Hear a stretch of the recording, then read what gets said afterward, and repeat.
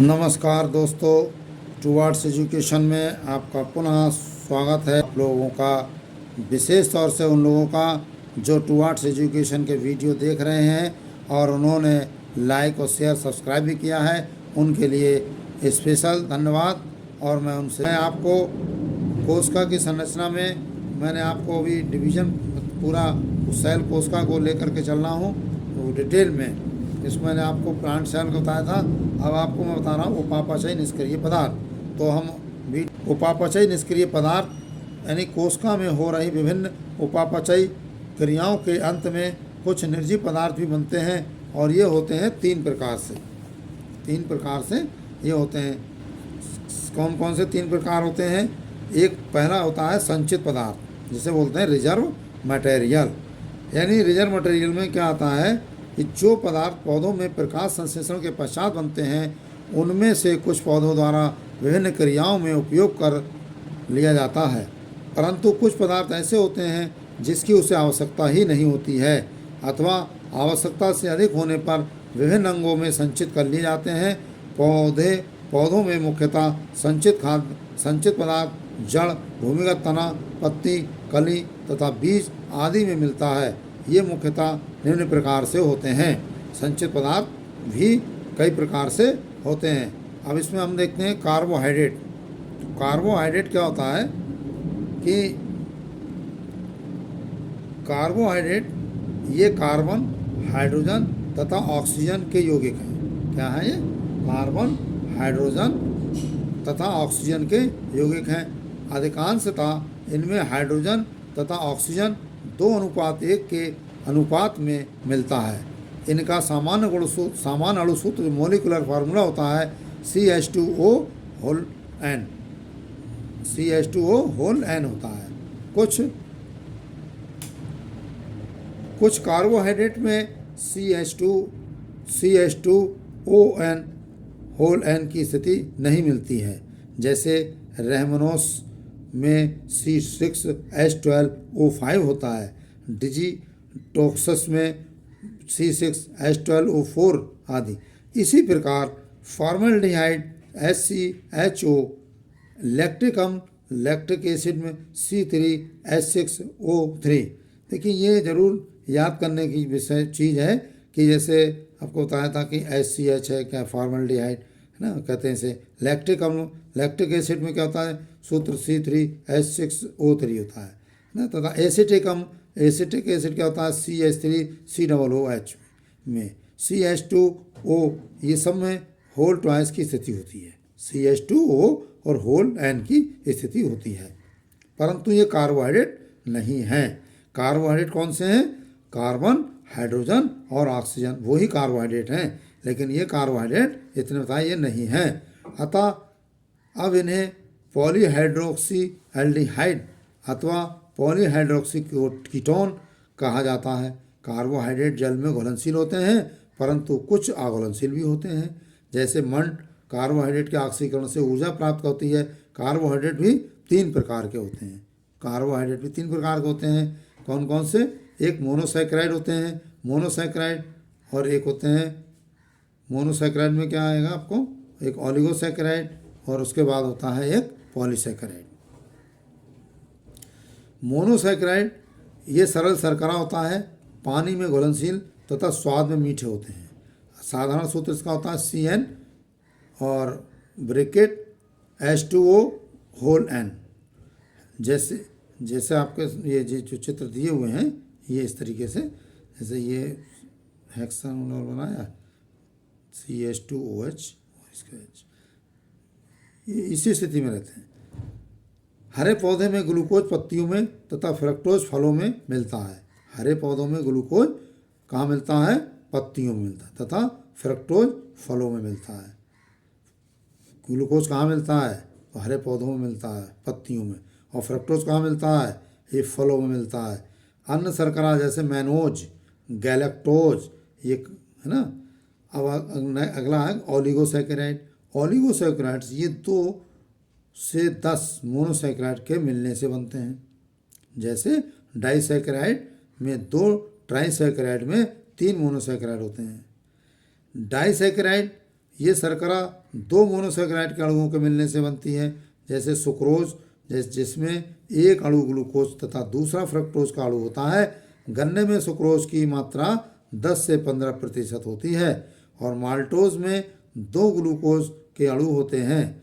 ट्राइसेकेराइड में क्या होता है? ट्राइसेकेराइड इनमें मोनोसेकेराइड के 3 अणु मिलते हैं, जैसे रेफिनोस में ग्लूकोज, फ्रक्टोज तथा गैलेक्टोज का एक एक अणु मिलता है। इस प्रकार ये एक ट्राइसेकेराइड है।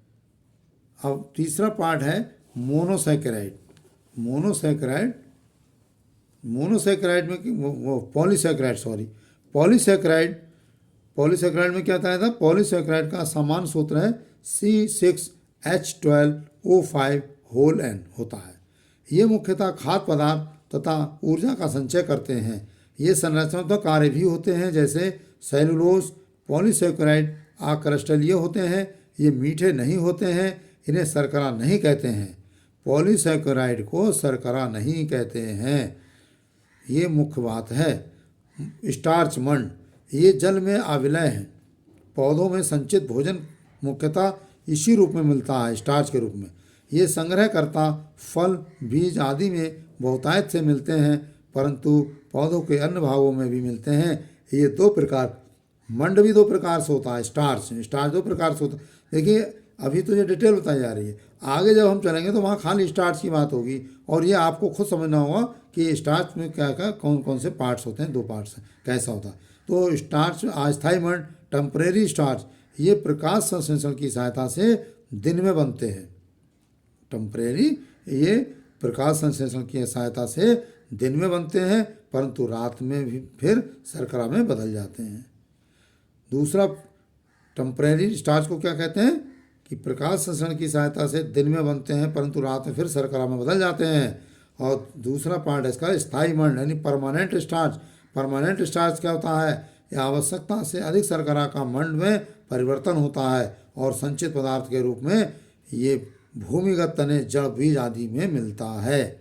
इस मंड के कारण विभिन्न आकार, माप या संख्या के होते हैं। इनकी आकृति विशिष्ट होती है। ये गोल, चपटे, अंडाकार तथा बहुमुखी होते हैं। जिस जगह से मंड कणों में परतें बनती हैं उसे नाभिका यानी हाइलम कहते हैं।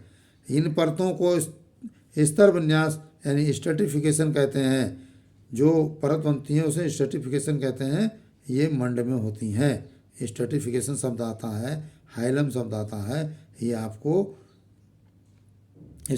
अब इसके मंड कण 2 प्रकार के होते हैं। कौन कौन से? एक होता है इसेंट्रिक और दूसरा होता है कोसेंट्रिक यानी उक्त केंद्रीय। इसमें नाभिका यानी नाभिका को कहते हैं हाइलम, एक किनारे पर होती है। मंड की परतें बराबर नहीं होती हैं, जैसे आलू में। संकेंद्रीय यानी कंसेंट्रिक क्या होता है? इनमें हाइलम अथवा नाभिक मंड कण के मध्य में होती है। स्तर विन्यास बराबर होता है, जैसे गेहूं में। यदि मंड कण में एक नाभिका हो तो उसे सरल, सिंपल अथवा अधिक नाभिका में हो तो संयुक्त कंपाउंड मंड कण कहते हैं। मंड कण अमाइलोस तथा अमाइलोपेक्टिन में के बने होते हैं। अमाइलोस मंड कण के केंद्रीय भाग में तथा अमाइलोपेक्टिन इसके चारों तरफ मिलता है।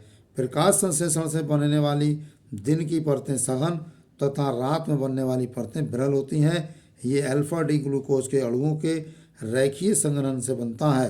पानी में अघुलनशील है, परंतु उबलते जल में ये कोलाइडी सॉल में परिवर्तित हो सकता है।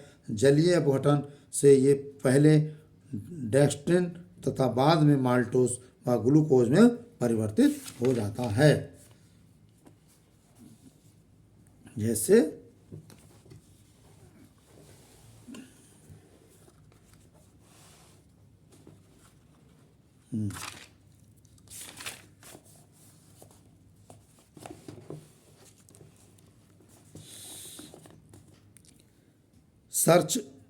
स्टार्च जो होता है वो अमाइलोडेक्स्ट्रिन और इरिथ्रोडेक्स्ट्रिन और एक्रोडेक्स्ट्रिन, माल्टोज और ग्लूकोज, इतने स्टेप में ये तैयार होता है। इन्यूलिन, इसी में आता है इन्यूलिन। इन्यूलिन क्या होता है, ये कोशिका रस सेल सैप में मिलता है तथा फ्रक्टोज का बहुलक होता है, आवश्यकता अनुसार शर्करा में बदलता है। इन्यूलिन का काम है।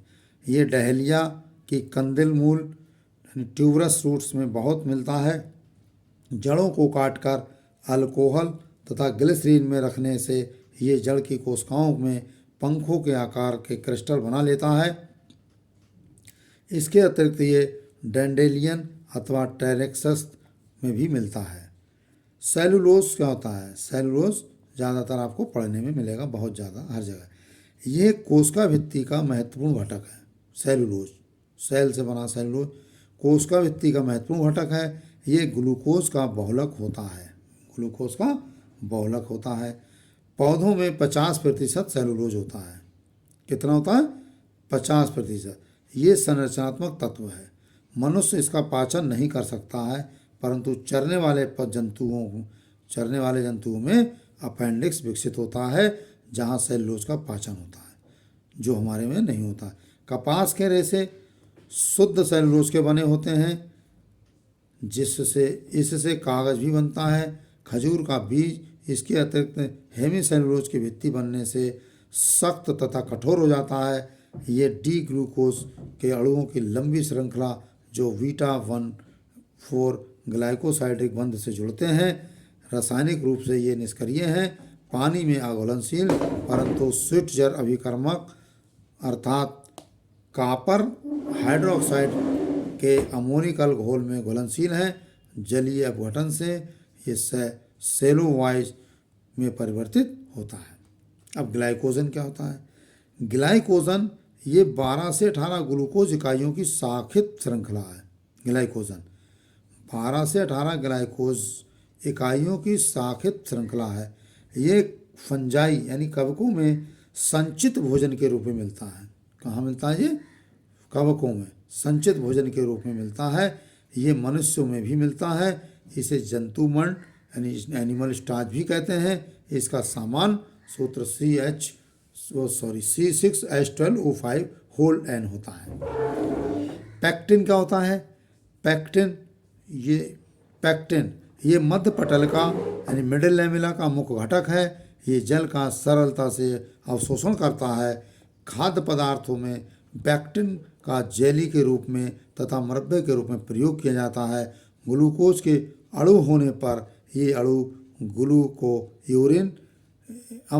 यूरोनिक अम्ल तथा गैलेक्टोज के अणु होने पर गैलेक्टोयूरोनिक अम्ल में परिवर्तित होते हैं। कैल्शियम तथा मैग्नीशियम के पैक्टेट बनते हैं। ये डी गैलेक्टोयूरोनिक अम्ल के मिथाइल एस्टर बहुलक हैं। और काइटिन क्या होता है? वो पैक्टिन और काइटिन होता है ये N acetyl D glucosamine N acetyl and D glucosamine का बहुलक है। कवक की कोशिका भित्ति तथा कीटों का बाह्य कंकाल इसका बना होता है। गोंद तथा म्यूसिलेज क्या होता है? गम एंड म्यूसिलेज ये पौधों में पाया जाता है तथा जल में घुलकर चिपचिपा सा पदार्थ हो जाता है। ये जल को वाष्पित नहीं होने देता है। लिग्निन क्या होता है? ये पॉलीफिनोल का बहुलक है। इसकी उपस्थिति में से कोशिका भित्ति अधिक मजबूत होती है।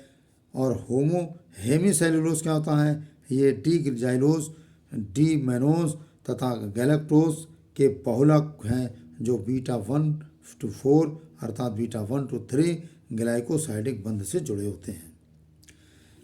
दूसरा पार्ट आता है नाइट्रोजनी पदार्थ। नाइट्रोजनी पदार्थ क्या होता है? नाइट्रोजनी सब्सटेंसेस इन पदार्थों में एन मुख्य रूप से मिलता है। जैसे प्रोटीन ये कोशिका कला का मुख्य घटक है तथा कोशिका द्रव में भी मिलती है।